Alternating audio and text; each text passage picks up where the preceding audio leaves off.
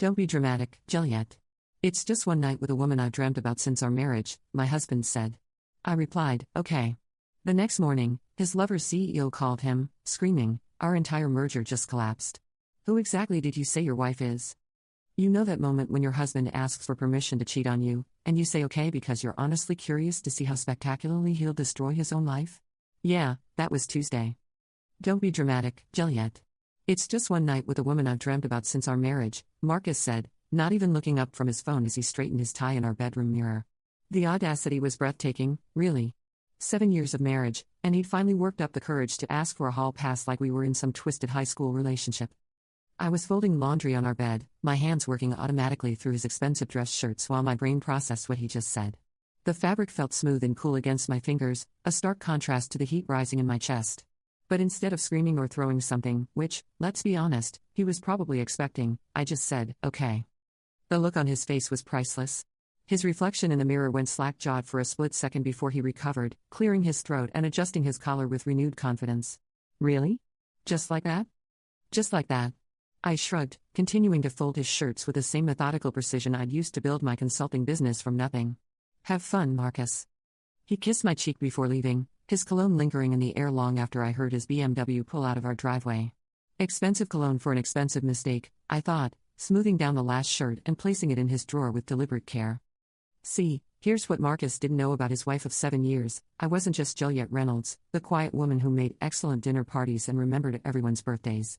I was Julliette Chen Reynolds, and the Chen part of that hyphenated name carried weight in circles Marcus couldn't even imagine.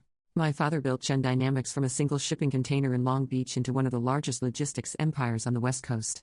Not flashy tech money or Hollywood glitter, the kind of old, quiet wealth that moves cargo ships and owns the ports they dock in. The kind of money that doesn't need to prove itself with gold toilets or reality TV shows. Marcus knew my father was in shipping, the same way people know the ocean is wet without really grasping its depth. He'd met Daddy exactly 3 times in 7 years, and each time, Daddy had been perfectly polite, perfectly forgettable. A soft-spoken man in an unremarkable suit who asked about Marcus's work in mergers and acquisitions with what seemed like mild, grandfatherly interest. What Marcus didn't realize was that those casual questions about his work weren't small talk. Daddy had been taking notes. I spent that evening doing something I hadn't done in years. I called my father. Julliette? His voice was warm but surprised. We texted regularly, but phone calls were reserved for emergencies or holidays. Everything all right, sweetheart? I need to know about Meridian Industries, I said, settling into my home office chair with a cup of tea. The room was decorated in soft grays and whites, nothing that would suggest its occupant had access to enough capital to buy and sell small countries. Specifically, their proposed merger with Blackstone Holdings. There was a pause on the other end of the line.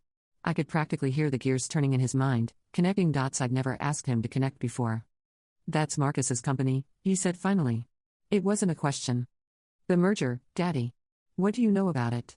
Another pause, longer this time. When he spoke again, his voice had shifted into what I privately called his boardroom mode, still warm, but with an edge of steel underneath. 60% of Meridian's shipping logistics run through our ports in Long Beach, Oakland, and Seattle. The other 40% depends on rail lines we have significant influence over. He cleared his throat delicately. Why are you asking, sweetheart? I told him about Marcus's request, about the woman he'd been dreaming about since our wedding day, about the permission he'd asked for like I was some kind of benevolent dictator dispensing favors. I kept my voice steady and factual, the same tone I used when presenting quarterly reports to difficult clients. When I finished, the silence stretched so long I wondered if the call had dropped. I see, Daddy said finally. And you said yes. I said yes. Interesting choice. There was something in his voice I couldn't quite identify. Not anger, exactly. More like anticipation. You know, I've been meaning to review our contracts with Meridian. Some of the terms seem a bit outdated. Oh? Especially the exclusivity clauses. And the penalty structures for breach of contract. Very outdated indeed. I felt something cold and sharp settle in my chest. Not guilt, Marcus had made his bed, quite literally. But a kind of focused clarity I hadn't experienced since my early days building my business from nothing. When do these reviews typically happen? I asked. Well, normally we'd give 60 days notice before any significant changes. But in cases where we discover irregularities in our partner company's leadership integrity, we can invoke immediate renegotiation clauses. He paused. Of course, we'd need evidence of such irregularities. Of course. Photos tend to be quite compelling evidence. Especially time-stamped photos from recognizable locations. I almost smiled. I imagine they would be. The Meridian merger is scheduled to finalize Friday morning, isn't it? I seem to recall Marcus mentioning that at Christmas dinner. Yes, it is. Well, I suppose we'll see how tomorrow goes. Give my love to Marcus, won't you? After we hung up, I sat in my office for a long time, staring out at the perfectly manicured garden Marcus paid our landscaper too much money to maintain. The evening light was fading, turning everything golden and soft, and I found myself thinking about the early days of our marriage when I genuinely believed we were building something together. I'd been 25 then, fresh out of my MBA and hungry to prove myself outside of my father's shadow. Marcus had been charming and ambitious, a rising star at Blackstone Holdings with a corner office and a 5-year plan that included marriage, children, and a house in the suburbs. He pursued me with a single-minded determination he brought to hostile takeovers, and I'd been flattered by his attention. What I hadn't realized until much later was that he'd done his research before asking me out. Not on me, exactly, but on my last name. Chen Dynamics wasn't exactly a secret, but we weren't flashy about it either. Marcus had figured out the connection within our first 3 dates, and suddenly his interest in my family business made perfect sense. The irony was that I'd spent our entire relationship trying to keep those two parts of my life separate. I wanted him to love me for me, not for the shipping empire I'd never asked to inherit. I paid for our dates with my consulting income, insisted we live in a house I could afford on my salary alone, and never once mentioned that I had a trust fund sitting in investments that I'd never touched. But Marcus, brilliant Marcus, had been playing a longer game than I'd given him credit for. He'd been waiting for the perfect moment to cash in on his investment in me, and apparently, that moment was now. My phone buzzed around 10:30. A text from Marcus, amazing dinner. Don't wait up. I typed back, have fun. Sleep tight. Then I opened my laptop and started going through my old files. See, the thing about being a management consultant is that you develop certain skills. Research skills. Investigation skills. The ability to dig through layers of corporate structure and find the connections that aren't supposed to be visible.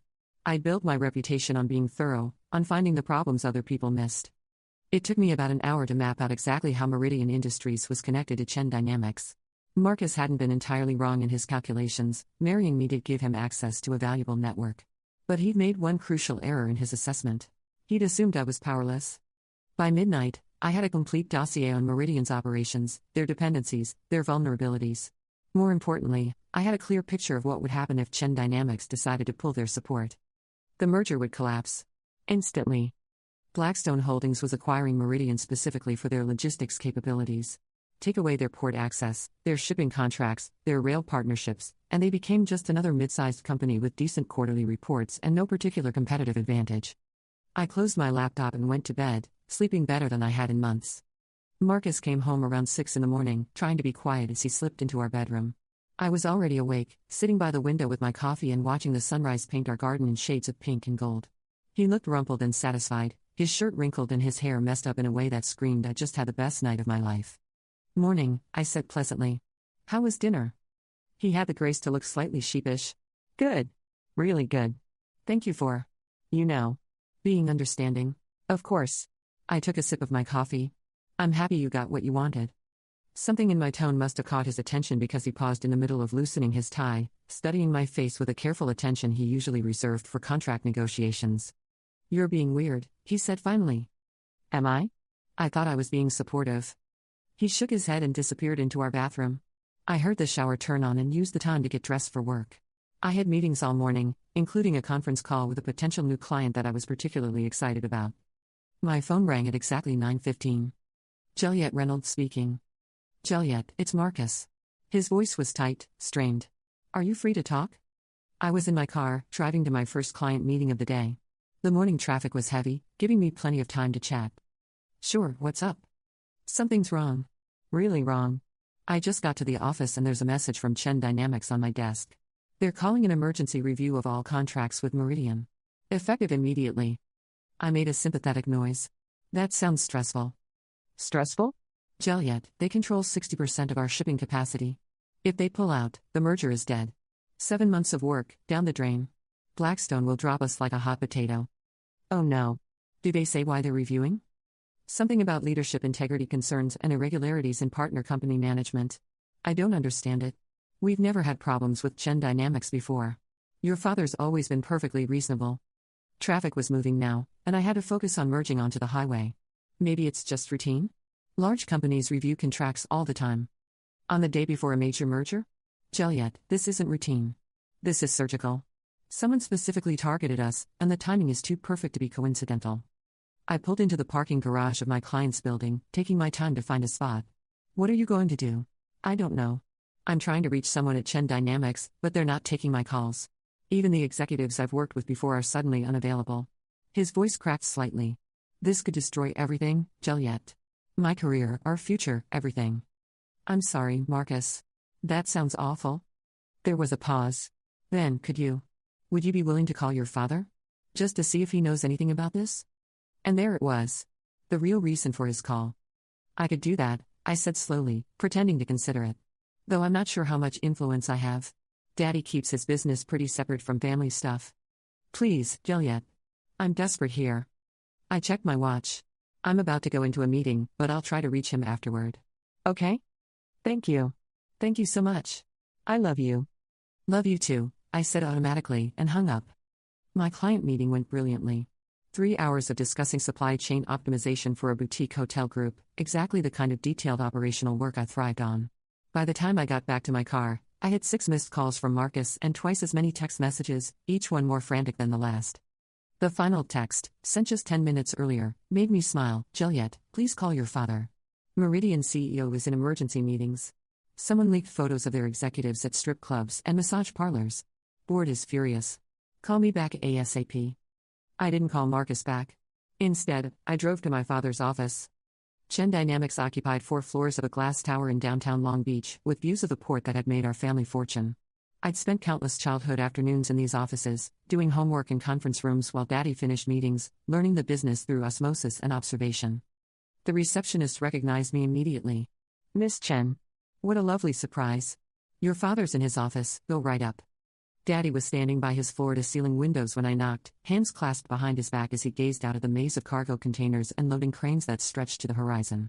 He was smaller than Marcus, barely 5'8" in his perfectly tailored suit, but he commanded attention in a way that had nothing to do with physical presence. Julliette. He turned and smiled, the same warm expression I remembered from childhood. Right on time. Was I expected? I had a feeling you might stop by. He gestured to the sitting area in the corner of his office, 2 leather chairs positioned around a small table that held a tea service. How was your morning? Productive. I settled into my usual chair, accepting the cup of jasmine tea he offered. Marcus called. I imagine he did. He's quite upset about the contract review. I'm sure he is. Daddy's voice was mild, conversational. Though I suspect his distress is about to increase considerably. Oh? He reached into his jacket pocket and withdrew a manila envelope, setting it on the table between us. Photos, he said simply. Time-stamped. Quite comprehensive. I didn't open the envelope, but I could guess what it contained. Marcus with his dream woman, probably entering and leaving whatever restaurant or hotel they'd chosen for their perfect evening. Maybe some shots of them together, holding hands, kissing, looking like the happy couple he'd apparently always wanted us to be. How did you? I have people, sweetheart. People who are very good at being in the right place at the right time. He sipped his tea calmly. The woman, incidentally, is Elena Vasquez. She's the chief operations officer at Meridian Industries. The blood drained from my face. She works for them? She works for them. More specifically, she was one of the key architects of the merger deal. Her signature is on most of the preliminary contracts. He paused, letting that sink in. Sleeping with a board member's wife while negotiating a billion-dollar deal shows remarkably poor judgment, don't you think? I set down my teacup with shaking hands. Marcus hadn't just cheated on me. He potentially compromised the biggest deal of his career by having an affair with someone on the other side of the negotiation table. The conflict of interest alone could void every contract they'd signed. Does Meridian know? They do now. I sent copies of the photos to their board of directors this morning, along with a detailed timeline of when the relationship began relative to merger negotiations. His voice remained perfectly pleasant. I also included some questions about whether this relationship influenced any of the terms Elena negotiated on Meridian's behalf. And their response? Swift and decisive. Elena was terminated effective immediately. The board has called an emergency session to review the entire merger from the ground up. They're particularly concerned about whether Blackstone Holdings was aware of the relationship and failed to disclose it. My phone was buzzing incessantly in my purse, but I ignored it. What happens now? Now? Now we see how well Marcus handles pressure. Daddy leaned back in his chair, studying me with the same careful attention he'd once used to teach me chess. Though I suspect he's about to have a very difficult conversation with his superiors. As if summoned by his words, my phone rang loudly enough to be heard across the room. The caller ID showed Marcus's office number. Answer it, Daddy said gently. Speakerphone. I accepted the call and hit the speaker button. Marcus's voice filled the office, high-pitched and desperate. Julliette. Thank God. Where are you? I've been trying to reach you for hours. I'm with Daddy, I said calmly. We're having tea. There was a moment of stunned silence. Then, you're... What? Julliette, I need you to listen to me very carefully. Something terrible has happened. Someone sent photos to Meridian's board. Photos of me with Elena. They know about last night. Oh no, I said, managing to sound shocked. That's awful. It gets worse. They fired Elena and they're threatening to pull out of the merger entirely. They're saying there was a conflict of interest, that the relationship compromised the negotiations. Blackstone is furious. My boss is. Julliette, I think I'm going to be fired. I looked at my father, who was watching me with an expression of calm interest. I'm so sorry, Marcus. What can I do? I need your father to help me. I need Chen Dynamics to publicly support the merger, to vouch for Blackstone's integrity. If he could just make a statement, say that he has confidence in our company despite this misunderstanding. Marcus, I said slowly, are you asking my father to lie to protect your career?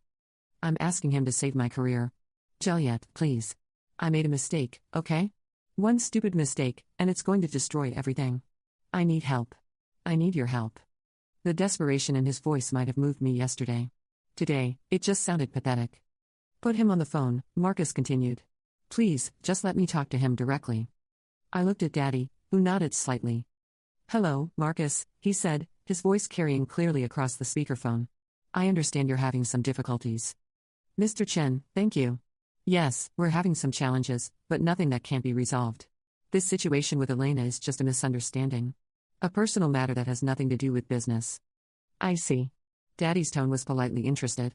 And you believe that having an intimate relationship with a key negotiator on the other side of a billion-dollar merger is purely personal? It wasn't. We weren't. Marcus struggled for words. Look, I know how it looks, but nothing improper happened. The merger negotiations were complete before anything personal began. Marcus, Daddy said gently, I have time-stamped photographs of you and Ms. Vasquez together going back 3 months. Your first dinner was 2 weeks after Blackstone made their initial offer to Meridian. The silence that followed was deafening. I could practically hear Marcus's world crumbling through the phone. You had me followed? I had my son-in-law observed, yes. As a precautionary measure. But why? I've never done anything to harm your business interests. Haven't you? Daddy's voice hardened almost imperceptibly. You married my daughter under false pretenses. You spent 7 years treating her like a trophy wife while planning to leverage her family connections for your own advancement. And when you finally decided to cash in on that investment, you did so by publicly humiliating her with another woman. That's not. I love Julliette. This thing with Elena, it was just. It was just what, Marcus? Just a momentary lapse in judgment? Just a little fun on the side? Just the realization of a dream you've apparently harbored since your wedding day? I flinched to the ice in Daddy's voice. In 32 years, I'd never heard him speak to anyone with such controlled fury. Mr. Chen, please. I'm begging you. Don't let this destroy everything. I'll do anything, pay anything. Just help me fix this. There's nothing to fix, Marcus. You made your choices, and now you live with the consequences. Daddy paused. Though I am curious about one thing. Anything. Ask me anything. Did you really think I wouldn't find out? Did you honestly believe you could use my daughter as a stepping stone to advance your career and I would simply overlook it? The question hung in the air like a sword. Marcus's breathing was audible through the phone, rapid and shallow. I didn't think. No, Daddy agreed. You didn't think. You saw an opportunity and took it without considering the cost. Very poor strategy, Marcus. Very poor indeed. Mr. Chen, I'm sorry. I'm so sorry. Please, just tell me what I need to do to make this right. What you need to do, Daddy said calmly, is learn to live with the consequences of your choices. The merger is dead. Your career at Blackstone Holdings is dead. Your marriage to my daughter is, I assume, also dead, though that's ultimately her decision to make. No, please, don't say that. Julliette, please, you have to understand. I love you. I made a mistake, but I love you. I've been quiet through most of this conversation, letting Daddy handle the business side while I process the emotional reality of watching my marriage die in real time. But Marcus's desperate plea finally prompted me to speak. You love me? I asked softly. Yes. Yes, absolutely. More than anything. Then why did you ask permission to spend the night with the woman you've been dreaming about since our wedding? Another long silence. It wasn't. It didn't mean. It meant everything, Marcus. It meant that for 7 years, you've been settling for me while dreaming about someone else. It meant that you never saw me as enough, just as a convenient stepping stone to the life you actually wanted. That's not true. Isn't it? Be honest, Marcus. When did you first research my family's business? Before our third date or after? The pause told me everything I needed to know. I see, I said quietly. And when did you first meet Elena? Before you started working on the Meridian deal, or after? Another damning pause. Julliette, it's not what you think. It's exactly what I think. You married me for my connections, and you've been planning your exit strategy ever since you met someone you actually wanted. I stood up, walking to the window to look out at the port. The only thing I don't understand is why you asked permission. Did you think I'd be grateful? That I'd thank you for being honest about wanting someone else? I hoped you'd understand. I thought maybe we could work something out. Work something out, I repeated. Like what? An open marriage? A divorce with generous alimony? What exactly did you think I'd be willing to negotiate? I don't know. I wanted to be honest with you. I wanted to do the right thing. I laughed, the sound bitter even to my own ears. The right thing would have been not marrying me in the first place. The right thing would have been divorcing me before you started your affair. The right thing would have been treating me like a person instead of a business asset. Julliette, please. Marcus, I interrupted, my voice steady despite the tears I could feel building behind my eyes. I want you to listen very carefully. You're going to go home and pack your things. You're going to find somewhere else to stay while we figure out the divorce proceedings. And you're going to do it quietly and without drama, because the alternative is having this conversation become public knowledge in our social circle. You can't be serious. I'm completely serious. And Marcus? Don't contact me directly anymore. Have your lawyer call mine. I ended the call and stood quietly by the window, watching cargo ships navigate the harbor like pieces on a giant chessboard. Daddy didn't say anything, just waited while I processed everything that had just happened. Are you okay? He asked finally. I think so. I turned back to face him. Actually, I think I'm better than I've been in years. Good. He smiled, the warmth returning to his expression. For what it's worth, I'm proud of you. That took strength. I learned from the best. Yes, you did. He paused. What will you do now? Now? I considered the question. Now I think I'll finally use that trust fund to start my own company. Something completely separate from Chen Dynamics, something that's entirely mine. That sounds like an excellent plan. And Daddy? Thank you. For the photos, for the contract review, for all of it. I know you didn't have to get involved. Of course I did. His voice was gentle but firm. You're my daughter. Nobody hurts my daughter without consequences. I drove home that afternoon to find Marcus's BMW in the driveway and suitcases stacked by the front door. He was waiting in the living room, looking haggard and defeated in a way I'd never seen before. The merger's officially dead, he said without preamble. Blackstone terminated my employment effective immediately. Elena's been blacklisted from the industry. Her career is over. I'm sorry to hear that. Are you? Are you really? I considered the question seriously. I'm sorry that it came to this. I'm sorry that you made the choices you made. But I'm not sorry that there were consequences. He nodded slowly. I deserve this. I know I deserve this. But Julliette, what we had. It was real. Maybe it started for the wrong reasons, but I did love you. I do love you. I know you do, I said quietly. In your way, within your limitations, you love me as much as you're capable of loving anyone. But Marcus, that was never enough. Not for a marriage, not for a lifetime. He stood up, shoulders sagging with defeat. The house. Keep it. I never wanted it anyway. Too big, too expensive, too much like something you chose to impress other people. I looked around at the perfectly appointed living room, the designer furniture, the art we bought because it was supposed to appreciate in value. None of it felt like home. I'll take my personal things and my office equipment. Everything else is yours. Where will you go? I'll figure it out. He picked up his suitcases, pausing at the front door. For what it's worth, I am sorry. I'm sorry I hurt you, I'm sorry I wasted 7 years of your life, and I'm sorry I was too much of a coward to be honest about what I wanted from the beginning. I appreciate that. Will you? Do you think you'll ever be able to forgive me? I thought about it. Really thought about it. Maybe. Someday. But not because you deserve it. Because I don't want to carry this anger around forever. After he left, I walked through our house, my house now, I supposed, and felt nothing but relief. 7 years of trying to make myself small enough to fit into someone else's vision of my life, and it was finally over. My phone buzzed with a text from an unknown number. Julliette, this is Elena. I know you have no reason to want to hear from me, but I wanted you to know that I'm sorry. Not just for what happened, but for how it happened. You deserved better. I stared at the message for a long time, then deleted it without responding. Some conversations weren't worth having. That evening, I opened a bottle of wine, the good stuff Marcus had been saving for a special occasion, and called my best friend Sarah to tell her everything. By the time I finished the story, we were both crying with laughter. "So let me get this straight," she said between gasps. "He asked permission to cheat, you said yes, and then your father destroyed his entire career as revenge?" "That's the basic outline, yes." "Julliette, you beautiful, terrifying woman. Remind me never to cross your family." "It wasn't revenge," I corrected. "It was consequences. There's a difference." "Is there, though? Is there really?" I considered that question as I hung up and got ready for bed. Was there a difference between revenge and consequences? Between justice and retribution? Between protecting yourself and destroying someone else? Maybe not. Maybe the line was thinner than I'd thought.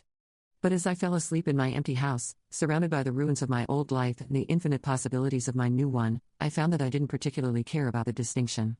Marcus had made his choice, and I'd made mine. Everything else was just details. The next morning brought flowers, 3 dozen white roses with a card that simply said, "Congratulations on your freedom. Love, Daddy." I put them in a vase on my kitchen counter and started planning my future. There was a world of possibilities out there, and for the first time in 7 years, I was free to explore all of them. Marcus had asked for one night with the woman of his dreams. I'd given him exactly what he'd requested. The fact that it cost him everything else? Well, that wasn't my problem anymore. Sometimes the best revenge is just stepping out of the way and letting people destroy themselves. Sometimes the most powerful thing you can do is simply say okay and watch the dominoes fall. And sometimes, just sometimes, being underestimated is the greatest advantage of all. I never did hear from Marcus again directly, though I saw his name in the business section of the newspaper 6 months later. He'd taken a job with a small firm in Phoenix, a significant step down from his previous position but apparently the best he could manage given his reputation. Elena, according to industry gossip, had moved back to her hometown in Texas and was working for her family's small accounting practice. As for me? I used my trust fund to start Jen Reynolds Consulting, specializing in corporate risk assessment and due diligence. My first client was a shipping company looking to evaluate potential merger partners. I was very, very good at finding problems other people missed. Business was booming.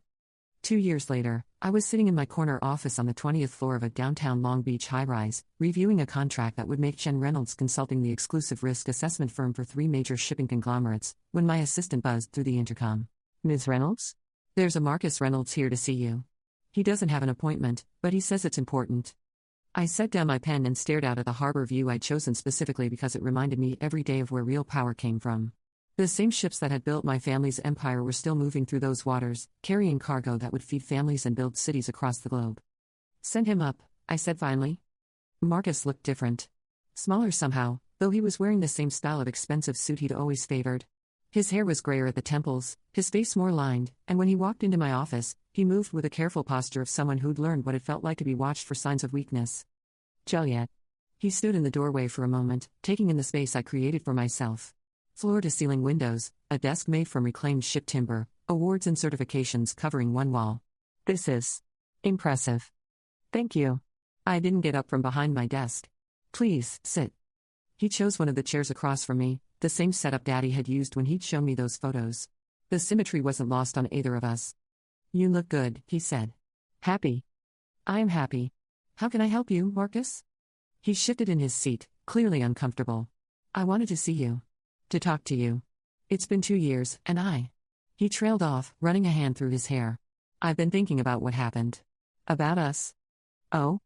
I made mistakes. Terrible mistakes. I know that now. I've had a lot of time to think about it, and I understand why you did what you did." I leaned back in my chair, studying his face. "Do you?" "Yes. I hurt you, I used you, and you protected yourself. I don't blame you for that. I blame myself." He looked down at his hands. "The thing is, Julliette, I've spent these 2 years trying to rebuild my life, and I keep coming back to the same realization. Which is that I lost the best thing that ever happened to me because I was too stupid and selfish to appreciate what I had." The silence stretched between us. Outside, I could hear the distant sound of traffic, the low hum of the city going about its business. Normal sounds for a normal day, except nothing about this conversation felt normal. "Are you asking me something, Marcus?" "I'm asking if there's any chance, any possibility at all, that we could try again. That you could forgive me enough to give us another shot." I'd imagined this conversation dozens of times over the past 2 years. In some versions, I was coldly dismissive. In others, I was furious, letting him know exactly what I thought of his audacity and even asking. But sitting there looking at him, I felt mostly tired. Tell me about Phoenix, I said instead.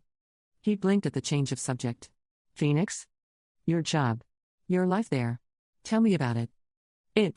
He struggled for words. It's fine. Smaller than what I was used to, obviously. We handle regional deals, nothing like the Meridian merger. The pay is decent. I have a small apartment near the office. Are you dating anyone? No. The answer came quickly, defensively. I haven't. Since Elena, I haven't been able to. I tried, once or twice, but it felt wrong. Like I was trying to replace something I could never replace. Elena, I repeated. How is she? I don't know. I haven't spoken to her since everything fell apart. I heard she got married last year to someone from her hometown. A teacher, I think. Good for her. Marcus leaned forward. Julliette, please. I know I have no right to ask this, but I need you to understand something. What I felt for Elena, what I thought I felt, it wasn't real. It was infatuation, fantasy. A middle-aged man's delusion about recapturing something he thought he'd missed. And what we had was real. Yes. What we built together, the life we shared, the partnership we had, that was real. I was just too immature to see its value until I'd thrown it away.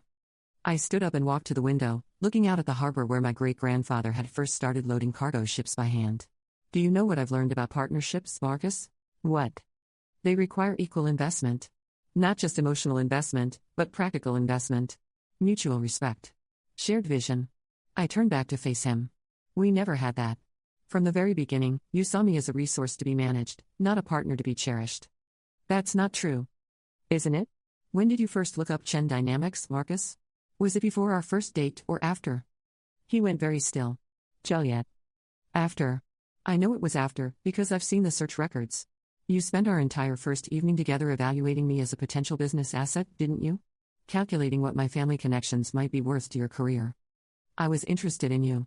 Your background was part of that interest, but it wasn't the only thing. It was the primary thing. I returned to my desk, pulling out a folder I'd prepared months ago, hoping I'd never need to use it. I had my security team do a comprehensive audit of your digital footprint. Would you like to know what they found? His face went pale. What are you talking about? Emails, Marcus. Text messages. Browser history. Financial records. Phone calls. I opened the folder, though I didn't need to read from it. I'd memorized every damning detail. 3 days after our first date, you sent an email to your college roommate describing me as potentially very valuable professionally. A week later, you researched engagement ring costs and calculated them against your projected salary increases if you could leverage the Chen connection. Julliette, please, let me explain. 2 months before you proposed, you had lunch with your mentor at Blackstone and explicitly discussed how marrying me would open doors for your career. He advised you to lock it down quickly before I figured out what you were really after. Marcus was gripping the arms of his chair, his knuckles white. You're taking things out of context. Am I? Should I continue? Because there's more. So much more. I closed the folder with a snap. You spent 7 years of marriage treating our relationship like a long-term investment strategy. You planned your affair with Elena for months, waiting for the perfect opportunity to maximize your personal satisfaction while minimizing professional risk. That's not. I never intended. You intended all of it, Marcus. Every calculated move, every strategic decision, every moment of treating me like a business opportunity rather than a human being. I leaned forward. The only thing you didn't intend was getting caught. The silence that followed was deafening. Marcus stared at me with the expression of someone watching their carefully constructed world crumble for the second time. So when you ask me if there's any chance we could try again, I continued, my voice deadly quiet, what I hear is, would you be willing to resume your role as my professional asset while I continue to search for someone I actually want to be with? No, that's not what I'm asking. Then what are you asking, Marcus? Specifically. He took a shaky breath. I'm asking if you could ever love me again.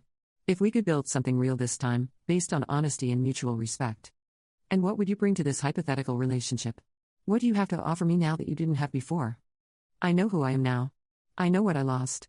I understand what real love looks like because I've lived without it for 2 years. I almost laughed. You think suffering has made you a better person? I think consequences have made me a wiser one.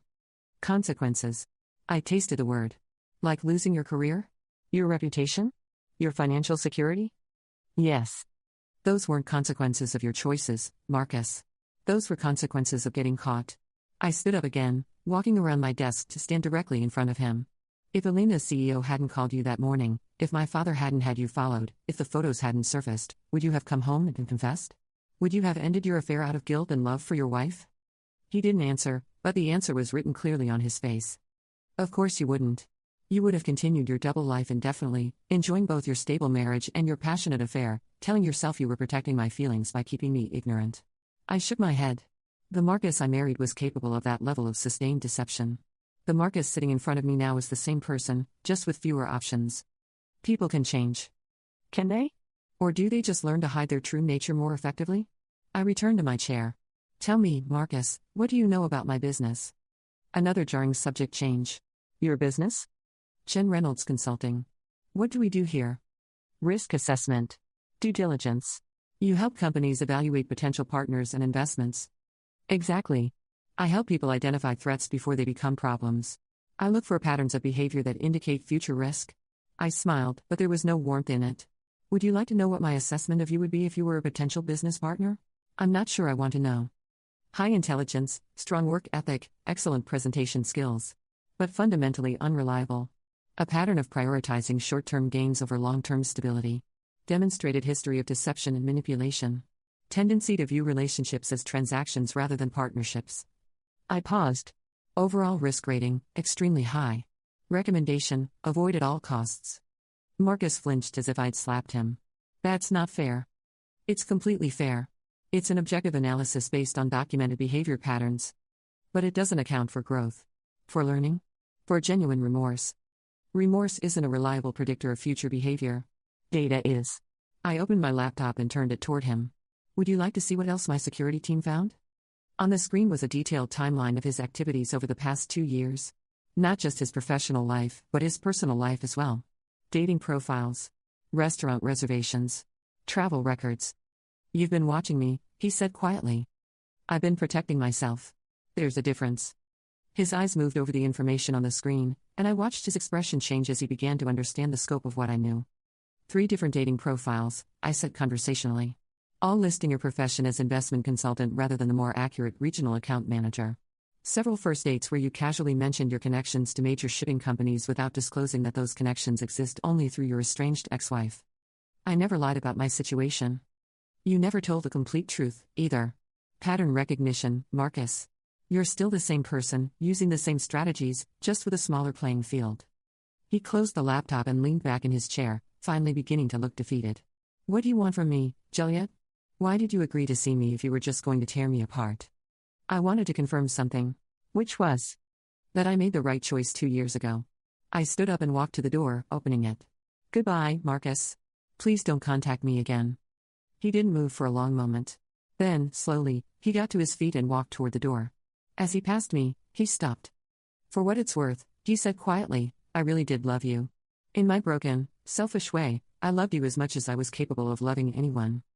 I know, I replied. That's what made it so sad. After he left, I returned to my desk and picked up my phone, dialing a familiar number. Daddy? It's me. Marcus just left my office. Oh? How did that go? Exactly as expected. He wanted to reconcile. And?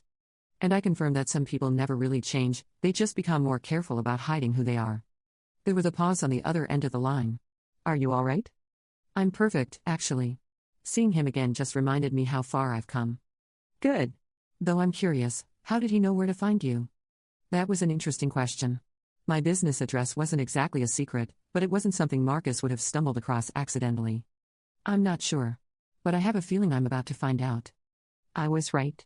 The answer came 2 days later in the form of a phone call from Elena Vasquez, now Elena Morrison, according to my caller ID. Mrs. Reynolds? This is Elena Morrison. We met once, though I'm sure you don't remember me fondly. I remember you. I wanted to apologize for giving Marcus your office address. He called me last week, said he needed to see you for closure. I thought maybe it would help both of you move on. And why did you have my office address? A pause. I've been following your career. Your company's reputation is impressive. I've been working for my family's accounting firm, but I've been thinking about branching out into corporate consulting. I researched several firms in the area as potential models. I see. Mrs. Reynolds. Ms. Chen Reynolds, actually. I went back to my maiden name professionally. Ms. Chen Reynolds. I want you to know that I regret everything about what happened 2 years ago. Not just the affair itself, but the way it happened. The timing, the deception, all of it. You deserved so much better. Yes, I did. I also want you to know that Marcus. He's not well. I mean, he's not dangerous or anything, but he's stuck. He can't seem to move forward. Every conversation I've had with him in the past 2 years has centered on you, on what he lost, on what he wishes he could have back. That's not my problem to solve. No, of course not. I wanted you to know that his visit wasn't about trying to manipulate you or use you again. I think he genuinely believes he's changed, that he's learned something from what happened. And what do you think? Another pause, longer this time. I think people like Marcus, people like me, too, if I'm being honest, we're very good at telling ourselves stories about our growth and transformation. But real change? The kind that actually sticks? That's much harder than we want to admit. It was the most honest thing anyone involved in this situation had ever said to me. Elena, I said, can I ask you something? Of course. Are you happy? In your new life, with your husband? Yes, she said without hesitation. David is. He's kind. Patient. He knew about my past, about what happened with Marcus and the merger, and he married me anyway. He sees me as someone worth loving despite my mistakes. That's wonderful. It is. And it's also terrifying, because I keep waiting for the other shoe to drop. I keep waiting to mess it up somehow, to revert to the person I was before. The person who had an affair with a married man while negotiating a billion-dollar deal? The person who was so focused on getting what she wanted that she didn't care who got hurt in the process. Her voice was quiet, thoughtful. I'm trying to be different now. Better.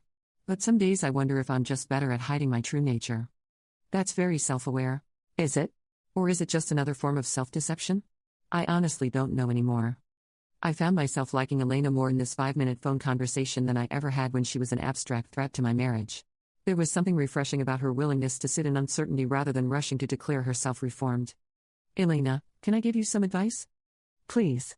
Stop trying to figure out if you've really changed. Instead, focus on making better choices every single day.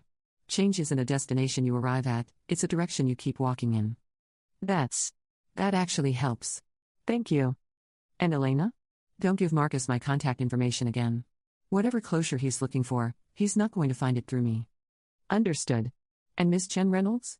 Congratulations on your success. You've built something remarkable. After we hung up, I sat in my office as the afternoon light faded over the harbor, thinking about the strange turns life could take. 2 years ago, Elena had been my enemy, the other woman who had helped destroy my marriage. Today, she was just another person trying to figure out how to be better than she'd been before. Marcus, on the other hand, was still Marcus. Still calculating, still strategizing, still fundamentally unable to see other people as anything more than pieces in his personal game. The only difference was that his game board had gotten smaller. Some people learned from their consequences. Others just learned to be more careful about getting caught. My phone buzzed with a text from Sarah. Drinks tonight? I have updates on the Peterson divorce case that will make your head spin. I smiled and typed back, absolutely. I have some stories of my own to share. As I packed up my briefcase and prepared to leave for the day, I caught my reflection in the office windows. The woman looking back at me was confident, successful, genuinely happy. She bore little resemblance to the uncertain wife who had folded laundry while her husband asked permission to cheat. That woman had said okay because she didn't know her own worth. This woman said no because she knew exactly what she was worth, and it was far more than Marcus Reynolds could ever afford to pay.